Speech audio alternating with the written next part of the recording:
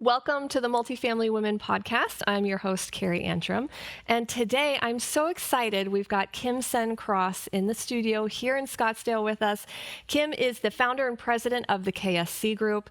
She brings decades of experience in multifamily technology and operations. She's worked inside property management companies.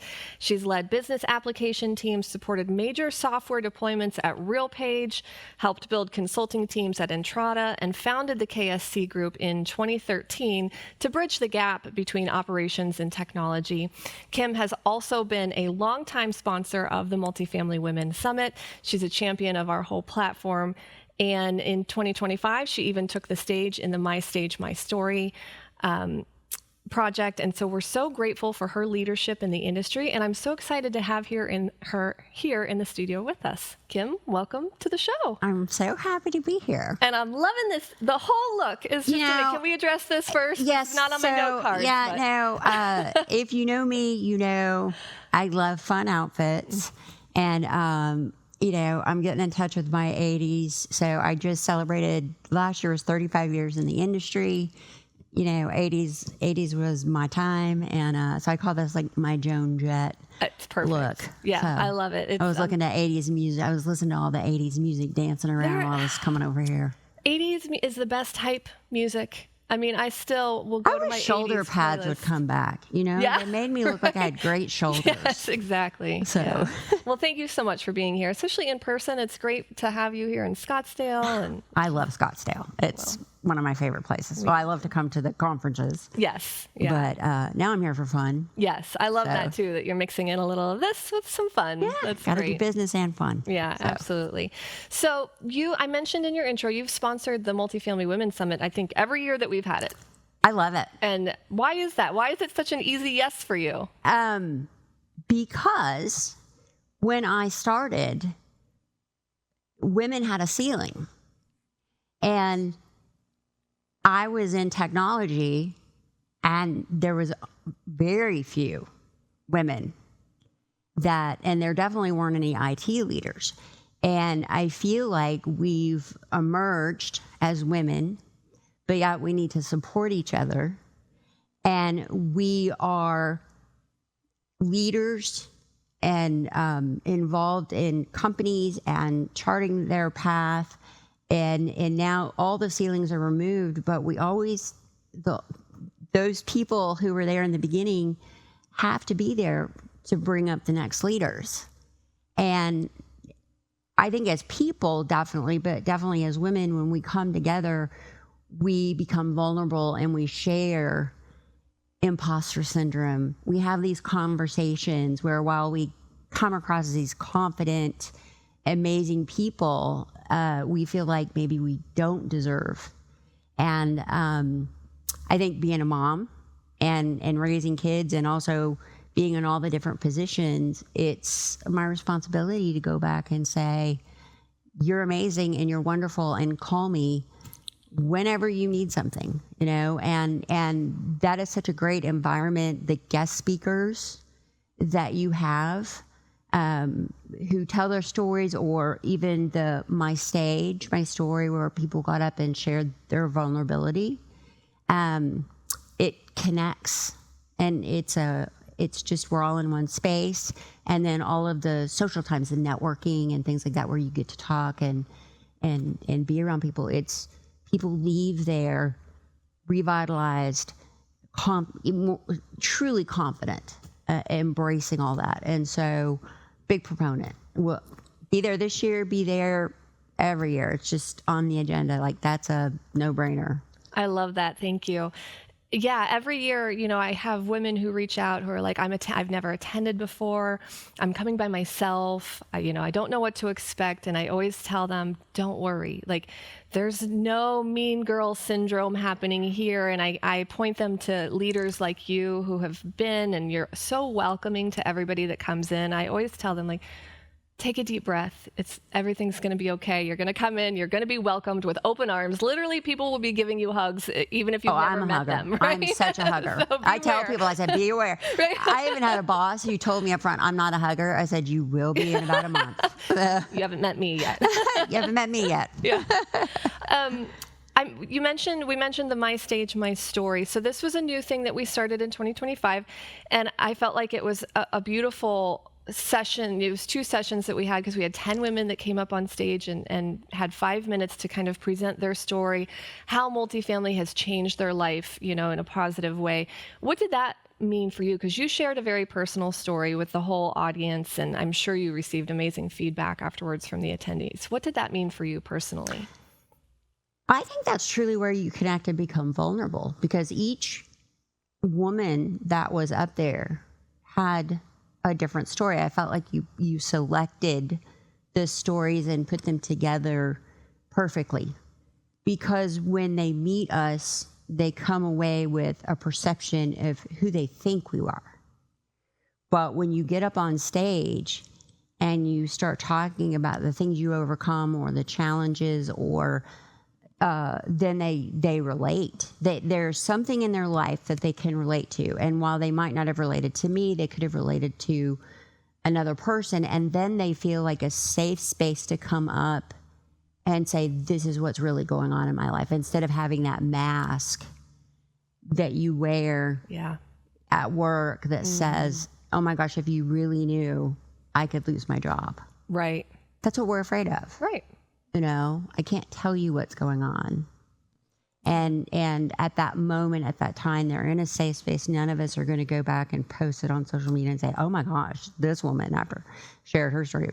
It's more a powerful moment. Right. And like I said, the speakers each had different amazing stories that you could just take pieces of and relate to. So I look forward, if we're going to do that again this year, I really look forward to that and seeing who's going to get up and have stories to tell. I'm excited too. Yes, but this is staying. This session is staying forever. Yeah, it was amazing.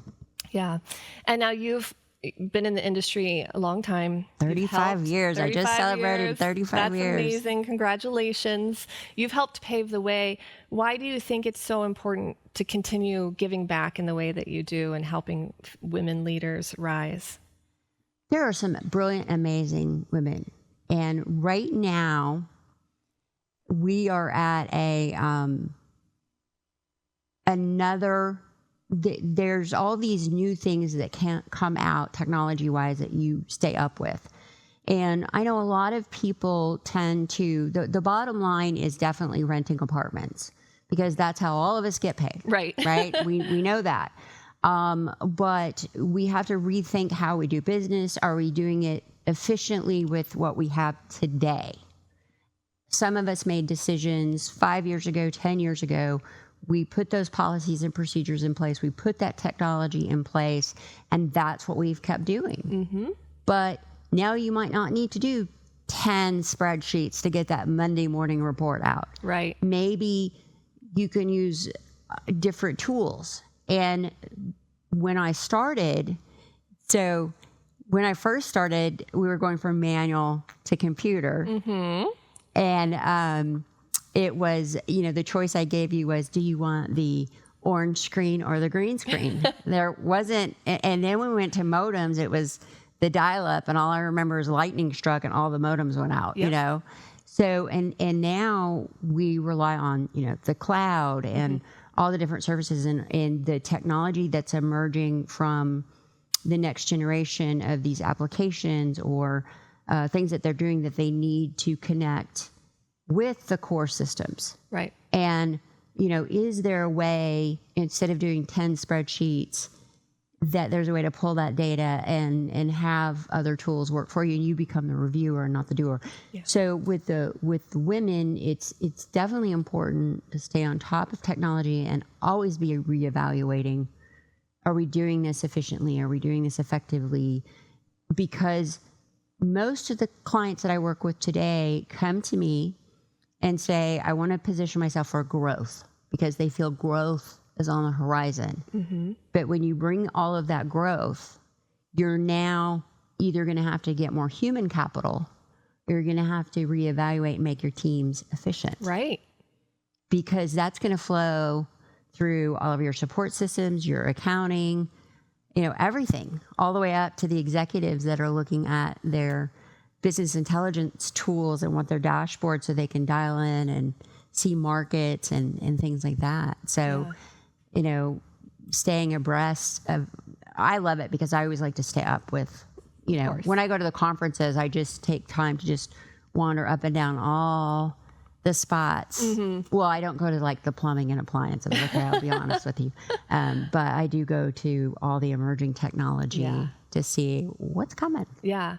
Well, I love that you said you become the reviewer, not the doer, because AI can do so much for us now. We still have to have that human hand in reviewing it and, making sure it's doing what we need it to do. But I'm reviewing, like this year we're doing KSC Reimagine.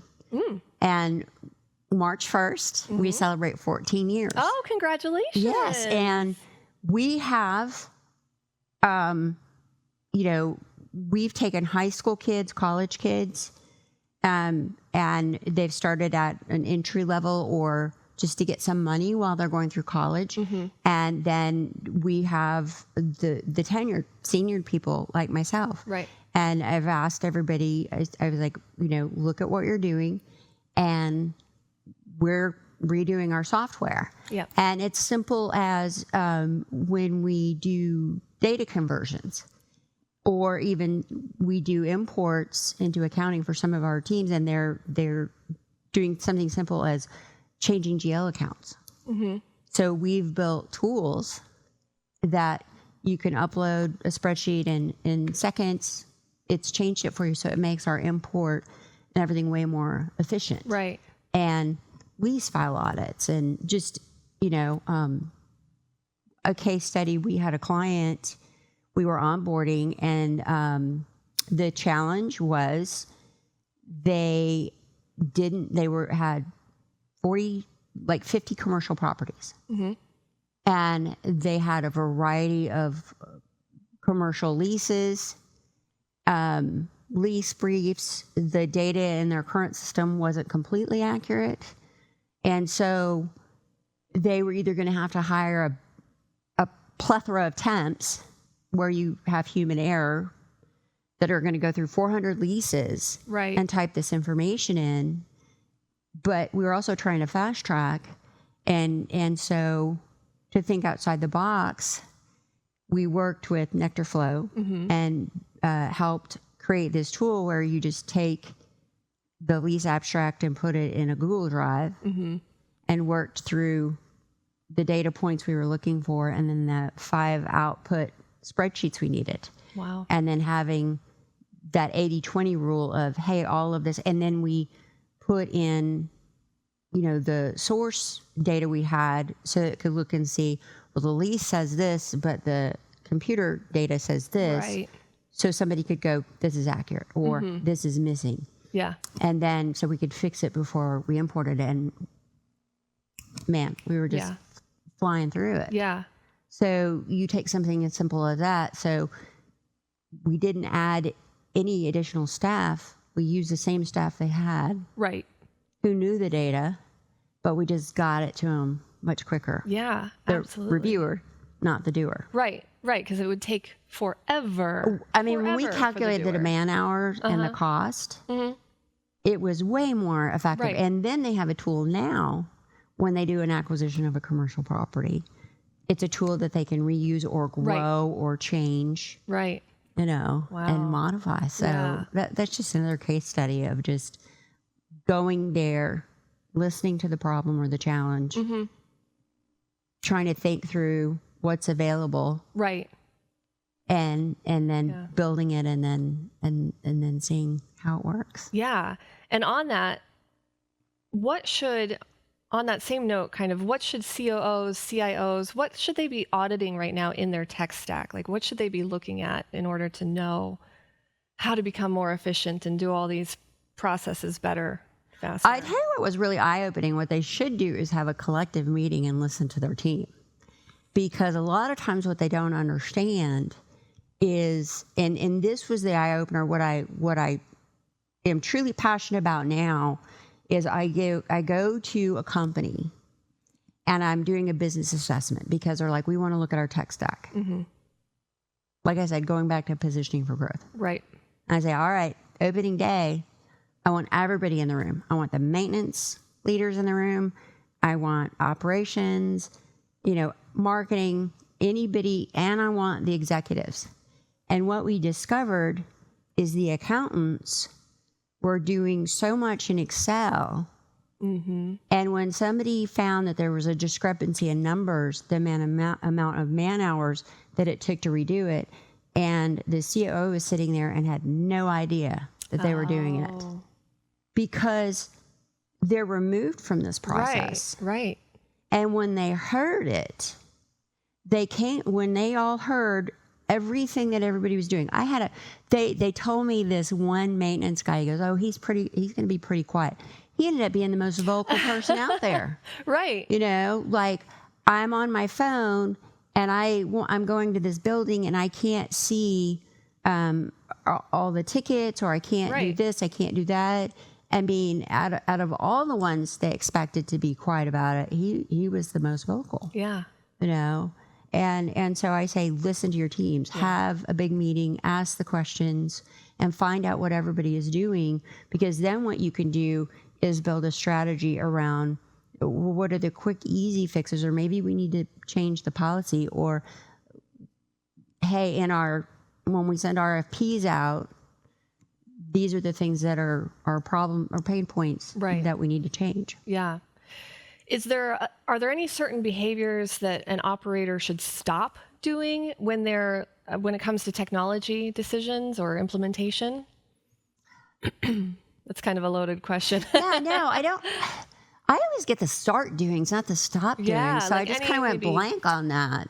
Ways of thinking, because I think change management comes into it as well. Oh, change management is huge. When you're implementing a new system or software or process or anything, it comes down to the people, like you just mentioned. Listening to your people. I don't know about the stop doing, except for,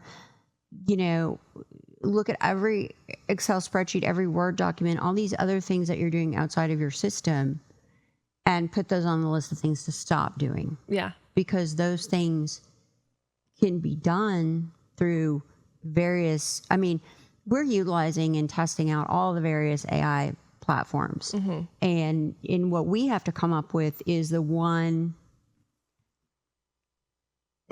that does the most of everything. Right. And can it integrate with our other tools? All the software providers are creating amazing AI platforms for, marketing and leasing and being able to help you be a 24/7 shop and all of that. Right. But what I'm dealing with is the other stuff. Mm-hmm. It's like, once I have the data, if I'm not using a BI tool, or if you have an acquisitions team, how can they help in their research, and what's the best platform? And a lot of people, we're dealing with what we're calling AI champions. Mm-hmm. You need to start looking at your AI strategy, mm-hmm. cybersecurity. Mm-hmm. You need to have that in place. Mm-hmm. You need to have your policies, but your AI champions are the ones that if somebody in a company comes to them with a problem, they're not going to know how to write, or maybe they don't even know how to prompt to get the answers they want. Right. And they just start typing in questions like they're doing a Google search. Yeah. And it's not the same. Yeah. And you can keep answering questions. And so, giving people a cheat sheet of like, hey, here's some prompts. But also, there's a difference between a personal AI account or a company. The company is more one. The AI programs people don't realize can be public, and other people can see your questions. Mm-hmm. Whereas if you have a company, it's private, mm-hmm. and you could build standard prompts and things like that for the difference. I want to research a company. I want to research a property. I want to research a market. And you could build those standards, and then they could start there. And then as they're asking, and it can search going through LinkedIn or websites or any information, and do it much quicker. Yeah. And you'd be surprised. Yeah. It is surprising how quickly everything is evolving and changing. And you mentioned, at any conference you go to, you're walking through the trade show floor, like checking out all these new technologies.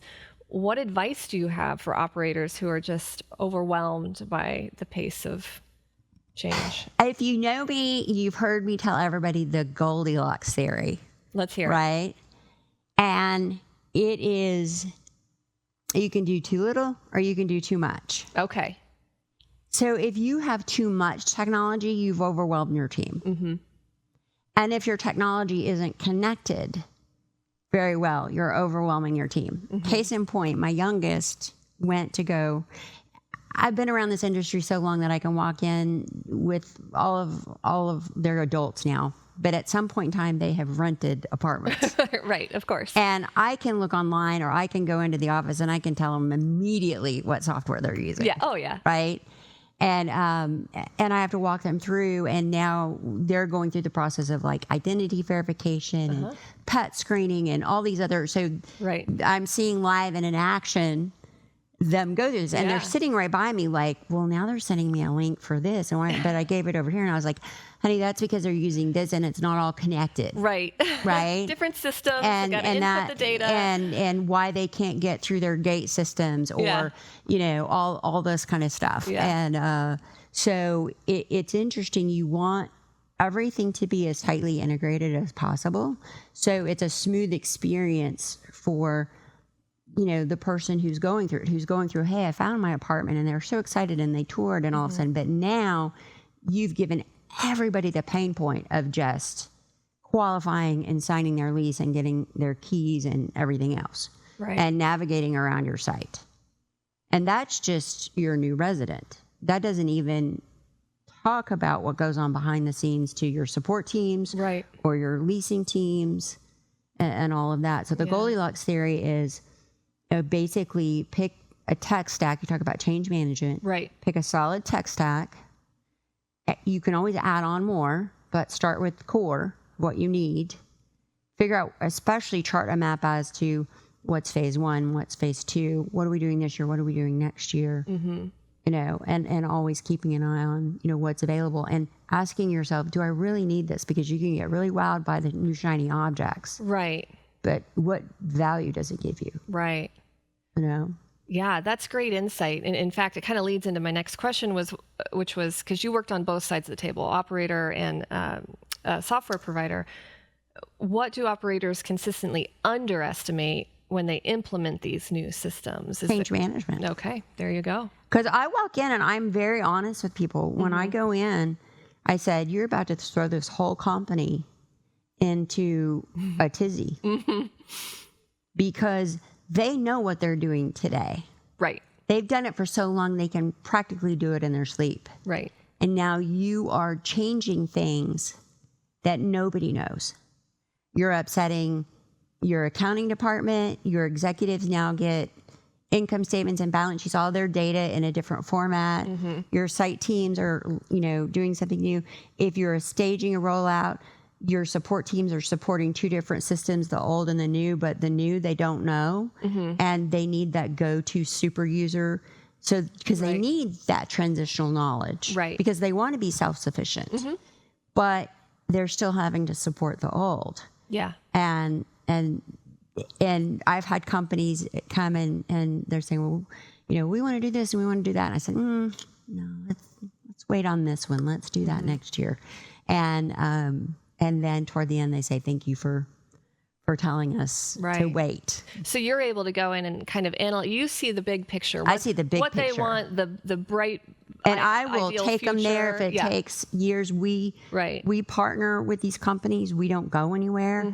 And what we can do is, because we are software agnostic, meaning that we're partnerships with all of the players, the major players, plus ancillary companies and things like that. We are here to serve our industry, and whatever you pick, we want it to be the smoothest, most pleasant experience.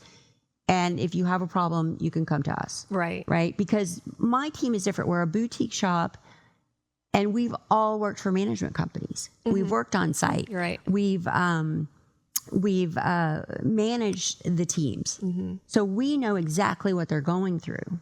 It's different than some of the larger shops, but we're not the best fit for everybody. But the funny thing is, being in this 35 years, I know all the other people. And if I'm not a fit, I'm going to recommend you to Right. some people, and I'm going to make that introduction. Yeah. Because I believe in abundance. We're going to get the clients we're supposed to get, and it's all about what's best for that person that needs help. Right. But anyway, it's like you see the big picture, and you've lived it long enough to know what they're embarking upon, and they don't. Mm-hmm.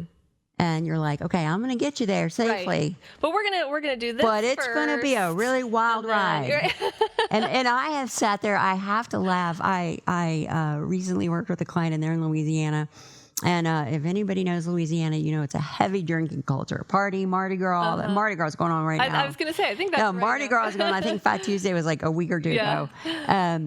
But the accountant there was like, I need a drink. I'm going to be a morning drinker, because we were completely changing, and they were giving more responsibilities, right? But she didn't understand that now the data was going to be there. So her bank recs and everything else, and we were taking things off of her that it didn't look like it when she was sitting there, but at the end of it, it was going to be easier. And is it nice to see that kind of light bulb or the light switch that goes off? I love it when they come back to you and go, all right, you're right.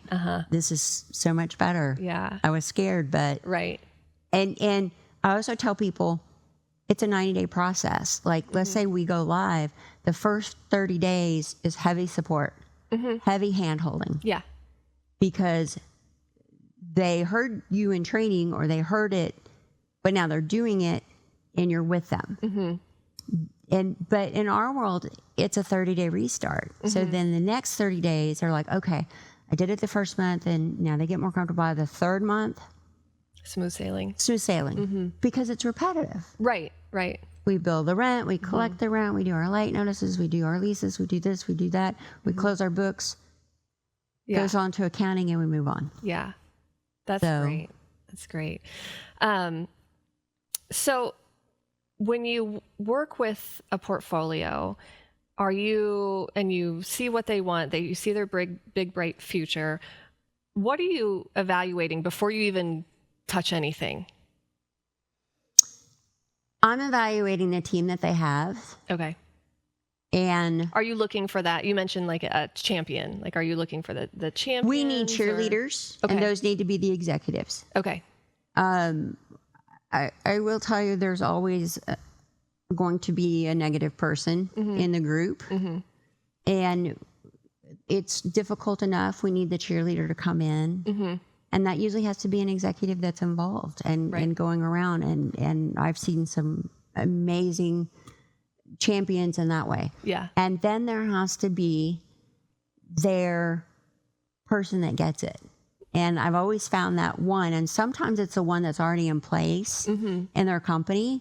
But then as you bring on the technology, they start to see the talent that they have. Right. And they start to kind of tweak and evaluate and say, oh, wait, they didn't see that in the job that you've had. Right. But now look how amazing you are. Well, I would imagine through these technologies, you're opening up kind of new skills and new pathways for the on-site teams and even the corporate teams. Yeah, that too. So the corporate teams, like, they're not just assistants anymore. Right. Right. And the other thing that you have going on right now is you have so many generations and how they've come up through their lives with technology. You know, I mean, my 10-year-old grandson knows how to get around all the little whatever, locks we put on his iPad or anything else. Password for my kids. I know. It's a joke. I mean, it's like he just asks Siri things and whatever, and we're like, yeah, not that. Like, there's an honor code system here. Right. Nope. So, yeah, and then so you've got that, and then you've got the person who, is around technology, but basically can just, hey, teach me, and I can do it, but they're not going to be the leading edge. And then you've got some of them that are in the corporate offices now that are kind of the middle, and they adapt to technology. They don't need, they've got 3 or 4 monitors, and they don't need it like me. I still have to print paper and tick things off. But, other people just throw it up on screens and can do all that. So you have to be adaptive for, what is their, I guess, technology threshold, or, and be able to accommodate. Yeah. Yeah, it's funny, the generational differences as well. Even my 16-year-old daughter, who she comes to all the women's summits, Nora, she will much prefer a written planner, a day book, like we used to have. Whereas I'm on my phone and I've got my Google Calendar synced to all the different. Oh, I've got everything. So I've got my planner. Yeah. And I've got my phone when I'm at the doctor or wherever. Right. I'm pinning But the other thing that I got as a Christmas gift is that digital wall calendar. Oh, fun! I love it. So. Yeah. When my husband says, "Are we doing something this weekend?" so he knows what to plan, he can just go into the laundry room and he looks at the planner or whatever and says, "Oh, it's a free weekend." Yeah. Yeah. So it's right, because I had a whiteboard. And it was like the whole year. Yeah. And I would have to erase it, and I'd have to handwrite all this stuff in there, and it took up the whole wall. Yeah. So now it only takes up this much space, and it's easy because I can be on my computer in the office and type in what events we have.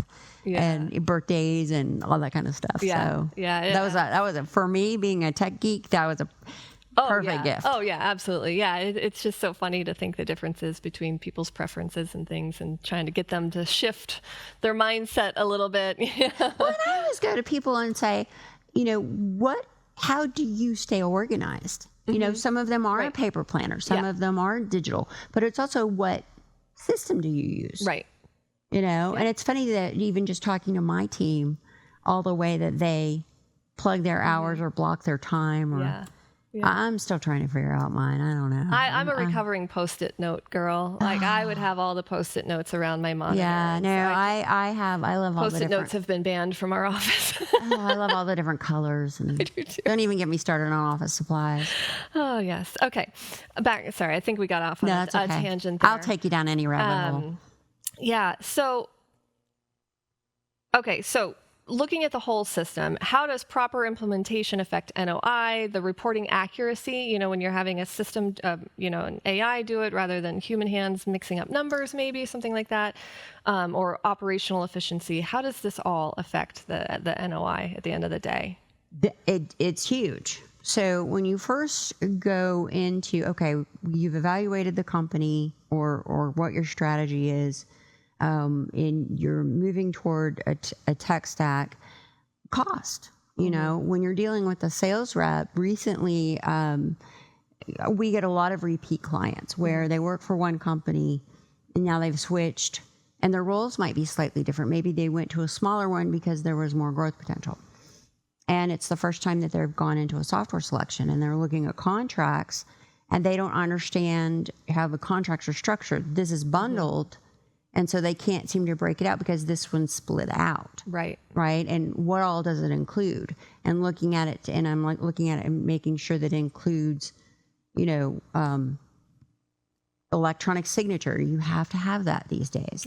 There's a lot of things that you just have to have. And then I'll also introduce the other. But the technology can expose your accounting practices, or when you're changing a platform, you might have only been cash, but now you have the ability to have multi-books, right?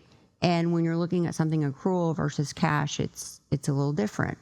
And also, there's a lot of people who the owner loves their QuickBooks, right? So not all the data is being created or stored in the core system. They might only be using it for the residential piece, but not the accounting piece. And until you bring everything together, and so a lot of times you're exposing, I didn't know that, Right.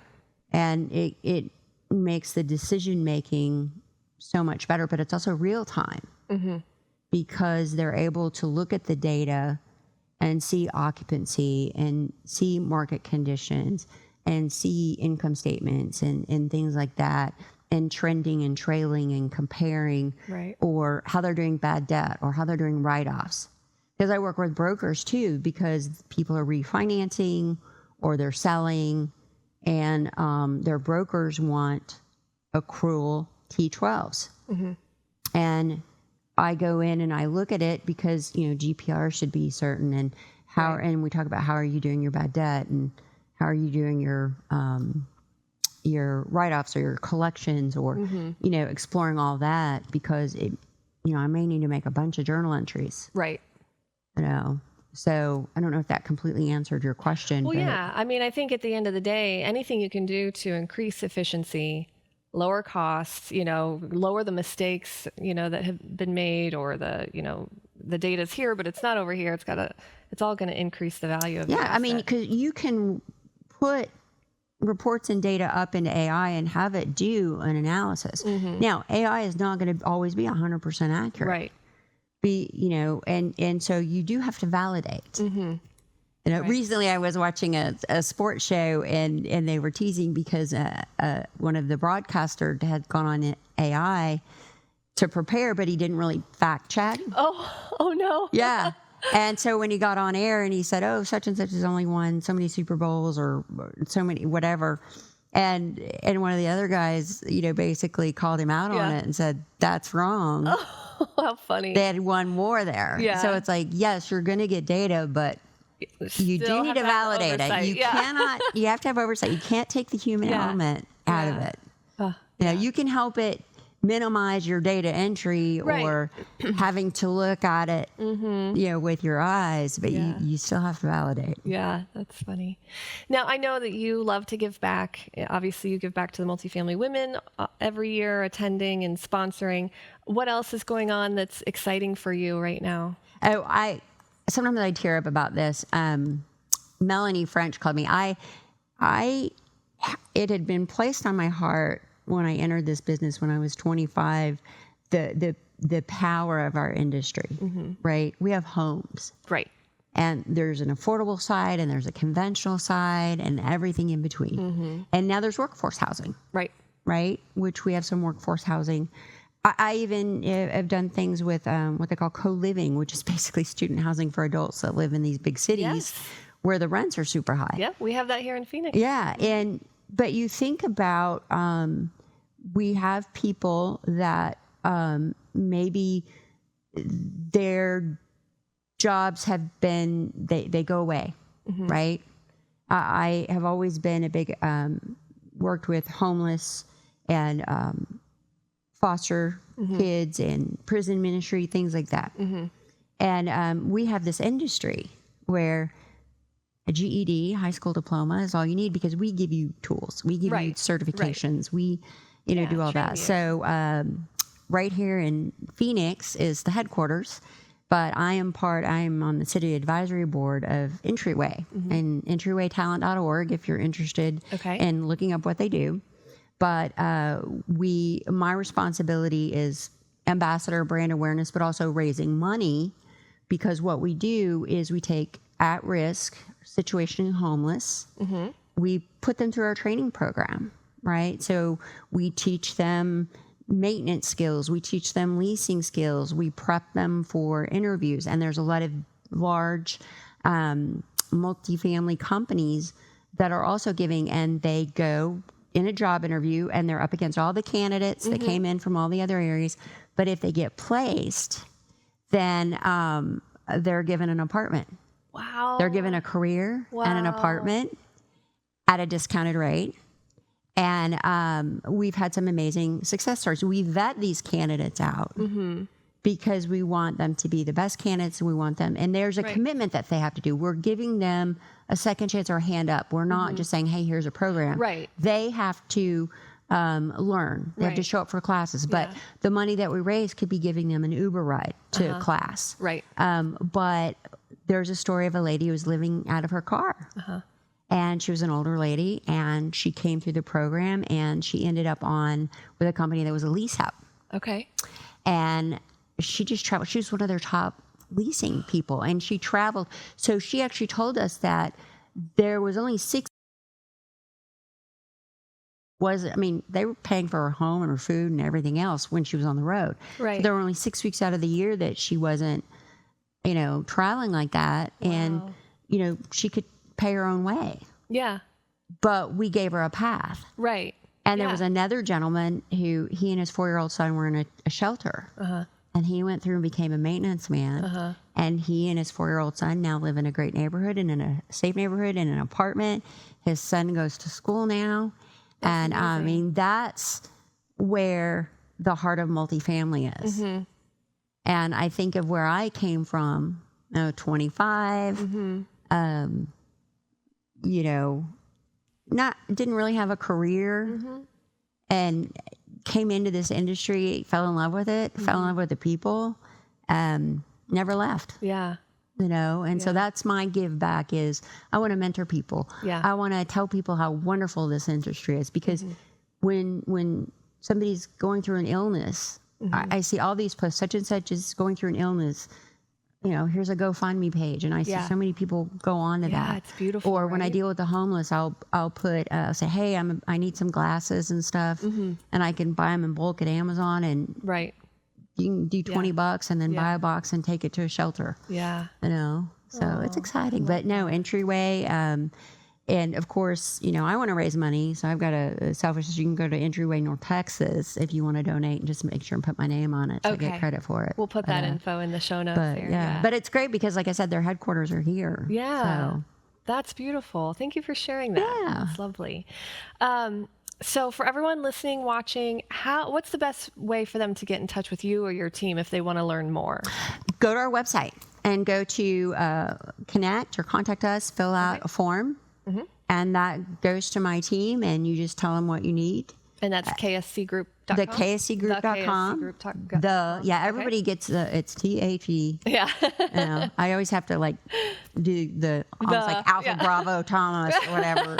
But it's the kscgroup.com, and there's a connect, and if it's something different than a service, right? And they just want to have a conversation, or you can come be my friend on LinkedIn. Okay. You can find me on LinkedIn. All right. And reach out. And now if you try and sell me something in spam, it's like, I don't. But if somebody says, hey, you had a minute to talk, I want to ask you some questions. Or you can always sell the real messages on LinkedIn. Yeah. You know, so anyway, and I get a lot of people goes, we can solve all your property's problems. So like, yeah, you didn't really look at my profile because I don't have any properties. Right. I do that. Thank you though. If you've got properties, we can talk. Right. Yeah. Turn it around, sell them. I love that. That's great. Well, thank you so much for being on the show today. Thank you for just being in our lives for so long. It's wonderful. Oh, I get teary-eyed because I love you and Patrick so much. And I've always thought y'all are amazing people, and what you're doing for our industry. I support, the Innovation Council, which I think is now AI, innovation, and something else. It's technology. It's getting super long now. The name is and it's 3 days, and we're going to learn a lot of stuff. It's going to be amazing. And it's always on my birthday. So it's always like, hey, happy birthday. Yeah. And, but it's amazing, how y'all are, being advocates for the industry, doing podcasts, having these conferences that are different. Yeah. It's very different. We're all together. We all experience everything together. The beauty. The magic. Now, I will tell you, I'm really glad we're not doing the hiking up Camelback Mountain anymore, because I never did that. You and me both. But so, because somebody say, oh, yeah, you got to be really, I was like, I don't hike. And I was like, no, I'm just going to have room service and all that. But when you did the yoga thing, the lady who we're all stretching and the breath work, and I was like, I could take a nap. Yeah, that's nice. Yeah, that's a nice I was like, count me in on that one. I like that one a lot. Ease into the day. Yeah, ease into the day. Like doing the hiking, I was like, no. There's always a group that will do that Camelback hike, and I applaud them. I applaud them too. I will hand them a mimosa at the bottom. Yeah, but I'm not going to go up to the top. I'll meet them at lunch. See if they have any scabs or scars. Right. Absolutely. I'd be like, I was in Salt Lake City, and I volunteered for something. I volunteered for a walk, and I did not realize that the person I was working with was like, yeah, we're going to meet at 6 a.m. I was like, oh. Okay. I should ask more questions. So in the middle of Salt Lake, I don't like high altitudes, and I was like, okay. Oh, go ahead. I'll meet you. Yeah, I'm just going to take some pictures. I get like one of those Lime bikes and exactly. Zip past. Like, no. Right. As long as you don't end up in the helicopter. No, just sell. Okay. I didn't do the helicopter the first time you did that. Oh, yeah? No, I was like, I don't do the helicopters either. Well, thank you so much Thank again you. for being here. It's It was always a fun. pleasure. All right, so that wraps another episode of the Multifamily Women podcast. Thank you for tuning in. Be sure to register for the summit. It's September 10th and 11th. You can do that on multifamilywomen.com. You'll meet Kim there and all of our lovely attendees and sponsors, and we'll see you in the next episode.